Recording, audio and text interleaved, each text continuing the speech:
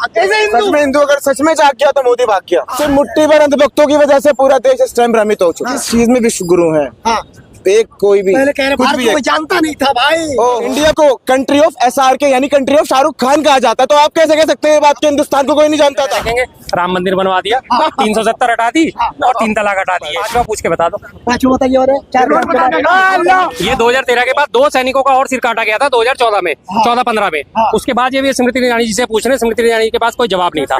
आप एक हेमराज को याद करे बैठे हो क्योंकि मीडिया ने इतना ब्लंडर मचा दिया था, लेकिन उसके बाद जैसी गवर्नमेंट आती है, गवर्नमेंट पलटती है, मीडिया बिकाऊ हो जाता है और वो आवाज उठानी बंद कर देती है। 1948 को कबायली युद्ध शुरू हो गया था, पूरे 1 साल चला।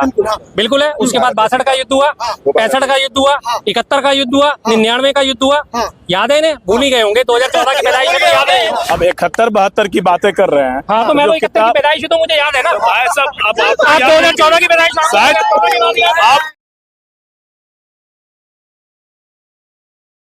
तो सारे हिंदुओं से कहना चाहता हूँ, मेरे भाइयों से, ये राम का बीजेपी ने एक तमाशा बना रखा है। पूरी कितने हिंदू है खाने में, सब हाथ उठाइए पहले तो उठाइए। सब हिंदू है भाई, सब हिंदू है यहाँ पे। सही है ना? ये तमाशा बना हुआ राम जी का वीडियो पे, कैमरे पे। एक सेकंड, किसने चलाया? बीजेपी ने। राम जी आए, मीडिया जी ने चलाया। अरे हमारे बारे में तो देखे दिखाते मुसलमानों के बारे में, लगता इसी सरकार को गिरा के रखते हैं कि हम राम जी को बदनाम करके रखते हैं। चलिए ठीक है, आपको क्या लगता है? आप क्या कह रहे थे? आप क्यों ये बात कह रहे थे? सच में हिंदू अगर सच में जाग गया तो मोदी भाग गया। ऐसा क्यों पता है? क्योंकि ये धर्म की राजनीति हो रही है। जो सिर्फ सुनिए सिर्फ मुट्ठी भर अंधभक्तों की वजह से पूरा देश इस टाइम भ्रमित हो चुका है। क्यों ऐसा लगता है आपको? ऐसा लगता नहीं, ये सभी को लगता है, ये मुझे नहीं लगता। It's not my opinion, it's all about opinion. हाँ, ये सबका ओपिनियन है। सच्चा हिंदू है। आप राम को मानते हो, मोदी जी क्या बोलते हैं? जो राम को मैं उसी को लाऊंगा। तो मतलब मोदी जी राम के अवतार हो गए और सारी बात राम पे याद खत्म हो जाती है। राम मंदिर उन्होंने बना दिया, वो कहते हैं मैं विश्व गुरु हूँ। मैं मीडिया से सवाल करना चाहता हूँ। I am also being median employer, ठीक है? मैं आपसे सवाल करता हूँ, वो किस चीज में विश्व गुरु है? एक कोई भी। पहले कह रहे भारत को जानता नहीं था भाई। ओहो, आप एक minute if you kind information please. 2003 में, आज से 20 साल पहले, आप कह रहे इंडिया को कोई नहीं जानता था।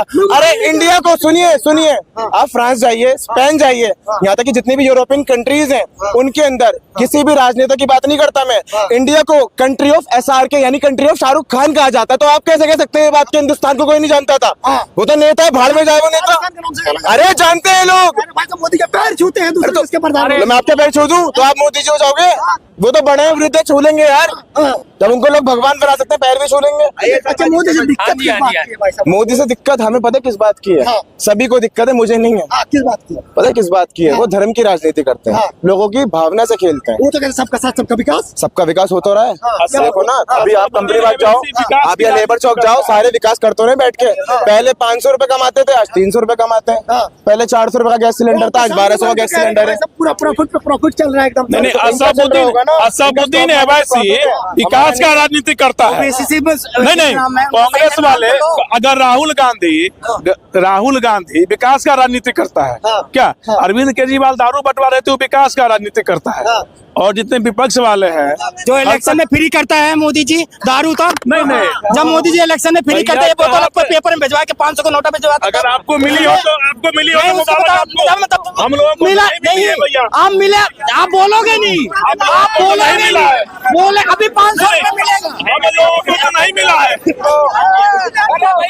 बताइए। इसी बात ये कह रहे भाई साहब, विकास कर दिया मोदी जी ने बहुत। ठीक है, विपक्ष वाले जो है ना, सिर्फ चोरी करते हैं, चकारी करते हैं। ठीक है, ये कह सकते हैं। अब इनसे बहुत की अगर आप डेफिनेशन पूछोगे तो सबसे पहले कहेंगे राम मंदिर बनवा दिया, 370 हटा दी और 3 तलाक हटा दिए। और चौथा इनसे पूछो, इसके बाद आएगा इनका ज्यादा से ज्यादा अगर दिमाग में आएगा तो शौचालय आएगा। पांचवा पूछ के बता दो।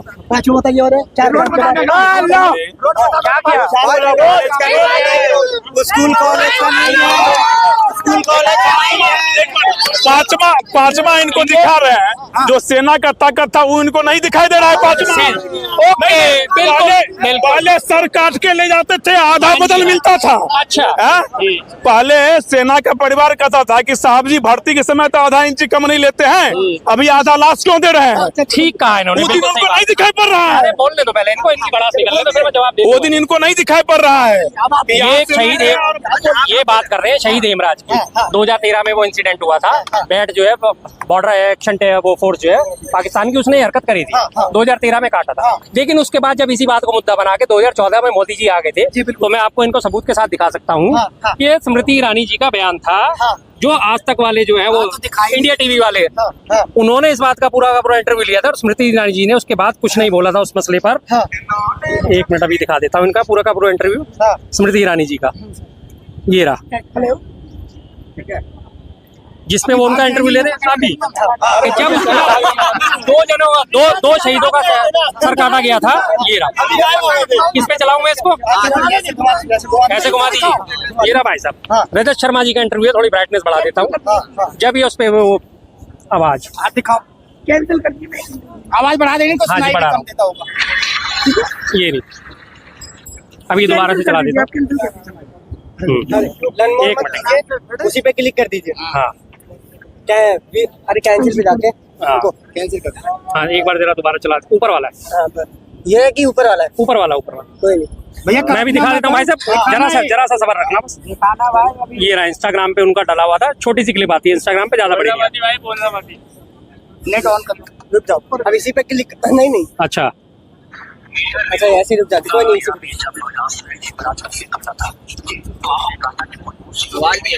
अरे तो माइक में तो आएगी।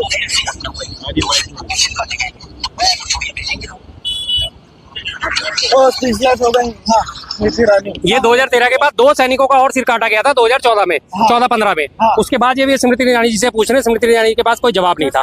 आप एक हेमराज को याद करे बैठे हो, क्योंकि मीडिया ने इतना ब्लंडर मचा दिया था, लेकिन उसके बाद जैसी गवर्नमेंट आती है, गवर्नमेंट पलटती है, मीडिया बिकाऊ हो जाता है और वो आवाज उठानी बंद कर देता है। लेकिन अगर सच्चाई दिखा रहा है तो मीडिया बिकाऊ है, अगर बीजेपी अगर विकास दिखा रहा है तो मीडिया बिकाऊ है, अगर विकास दिखा रहा है तो मीडिया बिकाऊ है, सच्चाई दिखा रहा है तो मीडिया बिकाऊ है। क्या विकास हो गया सब बताइए। कहाँ आपको कमी दिखाई दे रही है, बता दीजिए, कहाँ कमी दिखाई दे रही है? बता अभी दीजिए। इन्होंने कहा कि सेना हमारी जो है बहुत ज्यादा मजबूत हो गई है, सेना हमेशा मजबूत रहनी चाहिए, हमें आर्थिक खुशी होती है। बहुत अच्छी इससे बात। पहले सेना कमजोर कहते थे।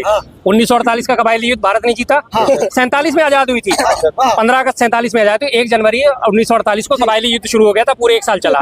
बिल्कुल है। उसके बाद 62 का युद्ध हुआ, 65 का युद्ध हुआ, 71 का युद्ध हुआ, 99 का युद्ध हुआ, याद है इन्हें? भूल ही गए होंगे। 2014 की पैदाइश में याद है, कैसे जीते थे। अब 71-72 की बातें कर रहे हैं। हाँ, तो मैं तो 71 की पैदाइश तो मुझे याद है ना। भाई साहब, अब आप 2014 की पैदाइश शायद आप 71 के पैदाइश है, तो हमें तो इतना मेमोरी नहीं है कि हम पैदा लिया सब सुनिए भाई साहब, 1 मिनट। बाबर किस समय पैदा हुए थे? अरे सुनिए, कोई पता नहीं है। बाबरी मस्जिद कैसे टूटा था? कैसे वो बाबरी नहीं लेके, आप पता नहीं लेके जाओ। अगर ये कह रहे हैं कि मेरी मेमोरी नहीं है, अगर मेरी मेमोरी नहीं है, तो भाई साहब आप गलत बयानी क्यों कर रहे हो फिर? या तो आप मेमोरी रखो या फिर आप बात मत करो। बात मत करो। अगर आप बात रखोगे, सार्वजनिक मंच पे खड़े होकर 50 लोग आपकी बात सुन रहे हैं, तो बात वो रखो जिसमें दम हो।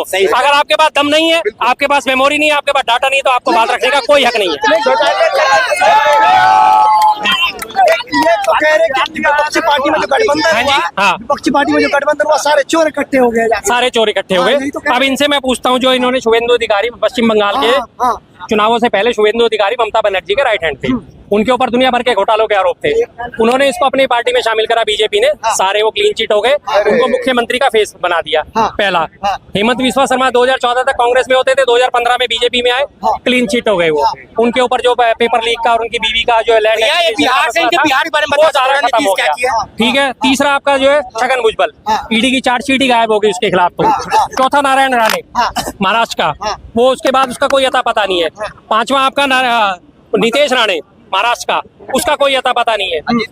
अजीत पवार सबसे बड़ा, जिसके लिए मोदी जी ने बकायदा सार्वजनिक मंच पे खड़े होके चक्की पीसिंग 70,000 करोड़ के घोटाले के चक्की पीसिंग।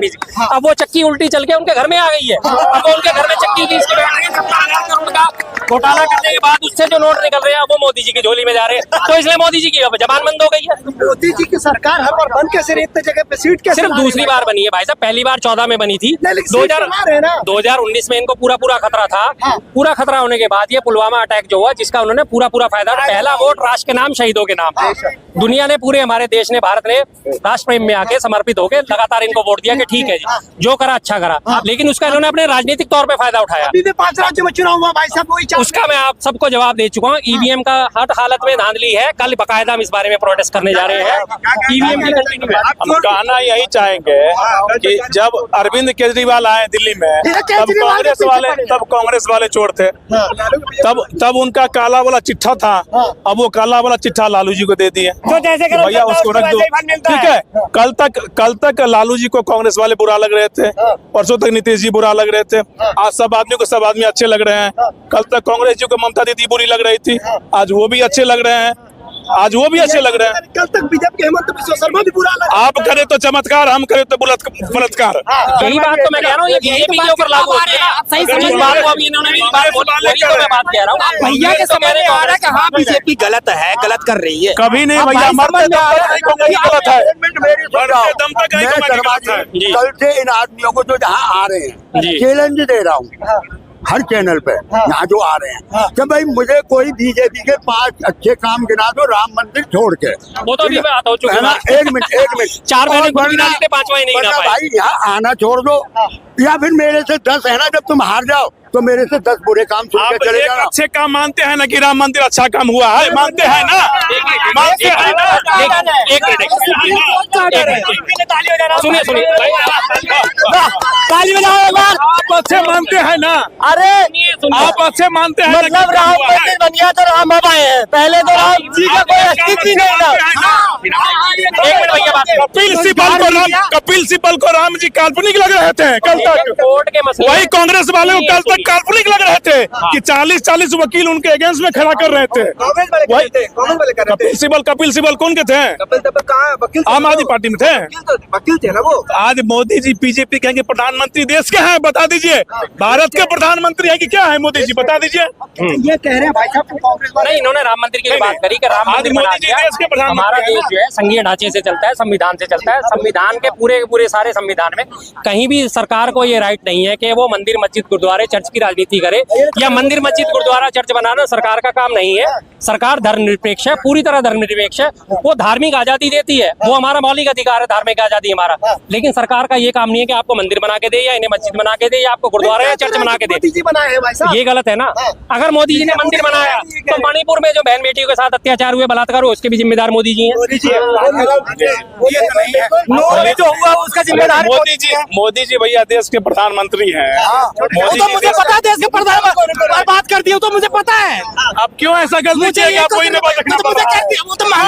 अब ये बोल रहे हैं क्या गलती की? ऐसा गलती क्यों की कि आपको ही नौबत रखना पड़ रहा है कि कांग्रेस का कहीं अपना नामो निशान नहीं है? किसका?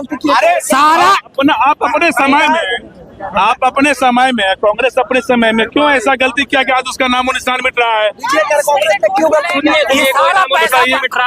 अभी 4 राज्यों के चुनाव हुए थे, उसमें अगर उसको छोड़ दिया जाए, मिजोरम को छोड़ दिया जाए, तो बाकी 4 राज्यों के चुनाव में 4 करोड़ 90 लाख वोट जो है कांग्रेस को मिले हैं, 4 करोड़ 81 लाख वोट बीजेपी को मिले हैं। अगर कांग्रेस का नामो निशान नहीं होता तो 4 करोड़ 90 लाख वोट नहीं मिलते, 9 लाख वोट उल्टा बीजेपी से फालतू ही मिले हैं। क्या ये ज्यादा वोट मिल गया बताइए? आज कांग्रेस का यही हाल है कि छोटा मोटा पार्टी के साथ में अपना सर झुका कर चल रहे हैं। आज ये हाल है, ये हाल। पहले 2014 से भारत का कर्जा कितना था? 5500 करोड़ था। ठीक है, आपको पता है एनडीए में कितने गठबंधन है? नहीं पता है भैया, नहीं पता, नहीं पता है। एक सेकंड पार्टी वाले में इसके सांसद भैया 1 सेकंड, कोई दिक्कत नहीं भैया, एक भी रहे तो कोई दिक्कत नहीं है। बीजेपी का सही है। अब भैया आज एनडीए में लालू जी के पास एगो सीट नहीं है, वो भी गठबंधन में है अच्छा, एक भी सीट नहीं है ना। कहाँ है एमपी लालू जी का, बता दीजिए। पहले एक नेता है राजभर, मुझे पूरा नाम नहीं पता है, और यूपी का राजभर पता नहीं, नाम नहीं पता है। वह यूपी राजभर, कोई भी राजभर, वो पहले सपा किस पार्टी, सपा में था पहले।